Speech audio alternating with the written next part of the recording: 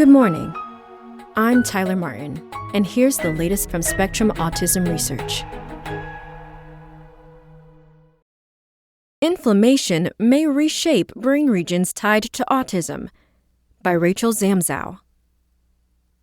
Inflammation may inflate or thin out brain regions tied to autism and schizophrenia, researchers report in a new study.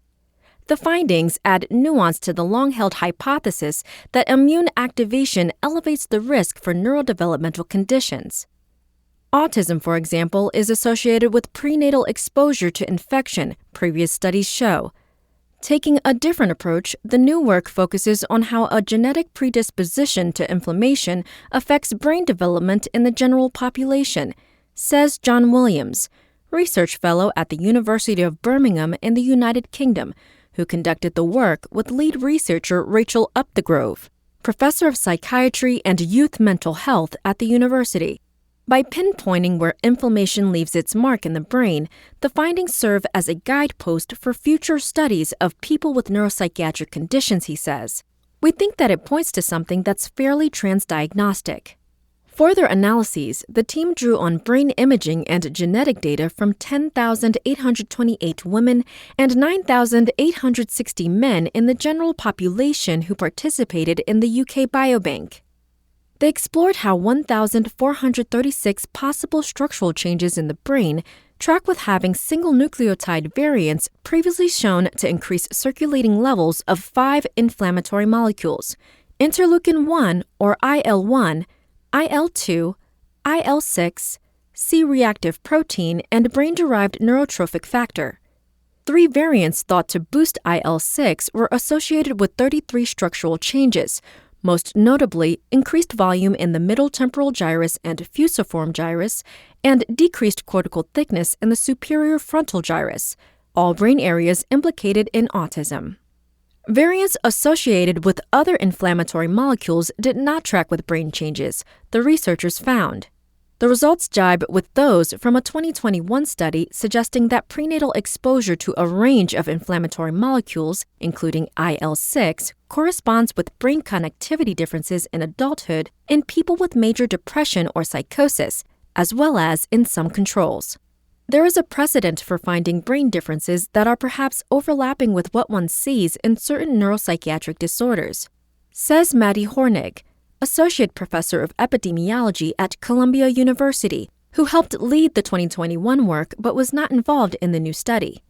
But the researchers need to validate the effects of genetic variants on IL-6 signaling in the brain in future work, she says. Williams and his team used a technique called Mendelian randomization that approximates a series of randomized controlled trials by sorting participants into various comparison groups, those with a given inflammation-boosting variant and controls. Because genetic traits are randomly assigned across the population at conception, the method controls for a range of confounds such as environmental factors that may influence inflammation.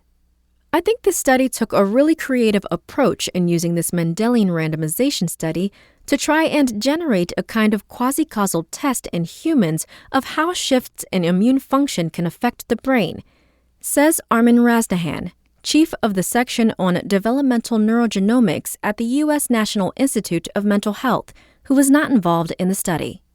Although most participants are neurotypical, 216 have a diagnosis of autism, schizophrenia, depression, or bipolar disorder.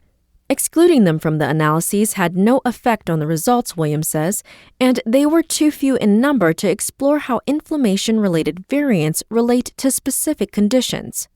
In the IL-6-linked middle temporal gyrus, 47 genes were overexpressed compared with the rest of the brain, an analysis of postmortem tissue data from the Allen Human Brain Atlas revealed. One gene, the autism candidate gene MET, regulates the immune system and has links to altered brain connectivity and gastrointestinal symptoms in autistic people. Though the gene encoding IL-6 itself was not overexpressed in this brain region, the proteins encoded by the overexpressed genes form a network that interacts with IL-6, the researchers subsequently found. By mapping the overexpressed genes onto databases of known gene function, The researchers found that many of these genes are associated with conditions such as autism, schizophrenia, and epilepsy, and play a role in brain development and synaptic signaling. The work was published March 30th in JAMA Psychiatry. The findings provide support for a causal relationship between inflammation and changes in brain structure, and highlight inflammation as a possible common biological pathway underlying several conditions, Williams says. They also complement those from another Mendelian randomization study published in February that revealed associations between genetic variants for 15 different inflammatory regulators and risk for several conditions, including autism, schizophrenia, and attention deficit hyperactivity disorder. This study is a tantalizing look at the genetics half of the two-hit model, in which genetic traits and environmental triggers interact to influence someone's risk for neurodevelopmental conditions, Hornig says. But additional studies are needed to explore how these genetic factors tie into the effects of environmental exposures prenatally or later in life, she says. The new work is also several steps removed from clinical populations, Rasnahan says.